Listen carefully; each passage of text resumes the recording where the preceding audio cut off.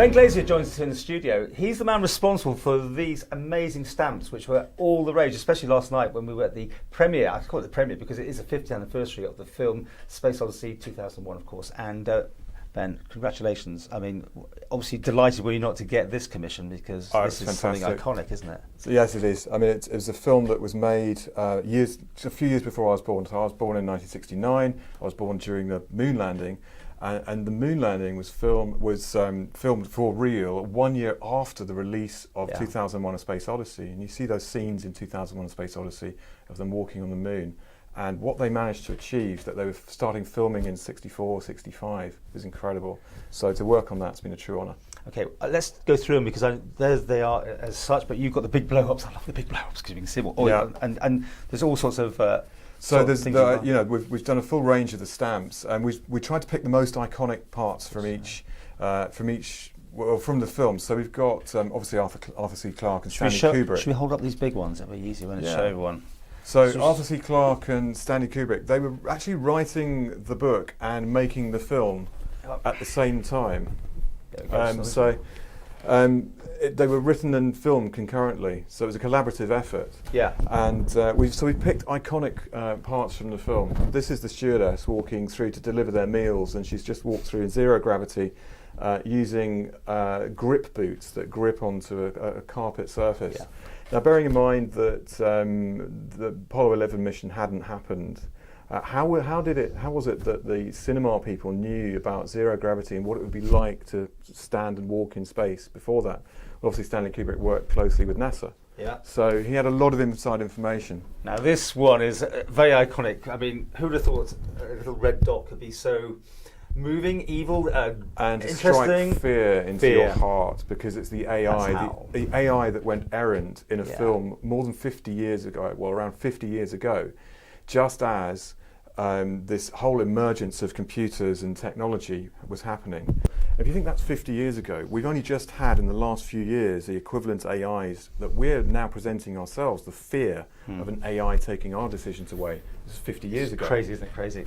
Okay. By the way, interesting prices on that. That was 2001p. Well, £2 and 1p. I understand that one. With a nice little zero there. Yeah. So here's Keir Dullea as Dave Bowman. He was truly beautiful in the role and attracted a lot of attention. Very sincere look, and he just plays the role beautifully.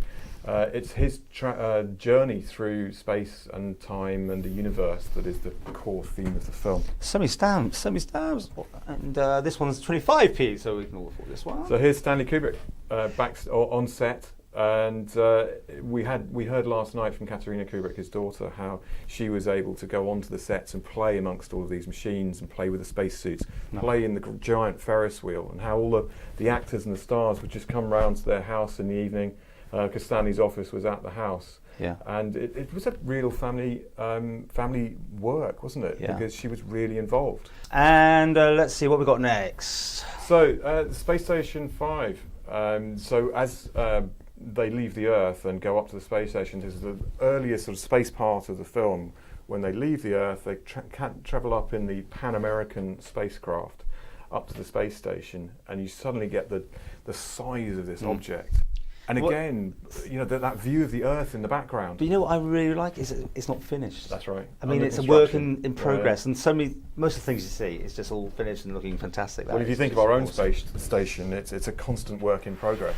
Now, there was a few people who hadn't seen the film last night, so they will be the first times they had to deal with this part of the film, which is obviously, again, the Star Child. The Star Child. Surreal. So there are lots of theories about what the Star Child meant in the film. In fact, there are lots of theories about what the film means, and I think Stanley Kubrick said, if you claim to understand it, you didn't quite get it. If anyone hasn't seen the film, see the film and see if you can explain the Star Child. Okay, 2 more to go. The monolith. The film started with the iconic monolith. The monolith is that theme from the film. So the alien intelligence that was found that was on the moon that was 4 million years old.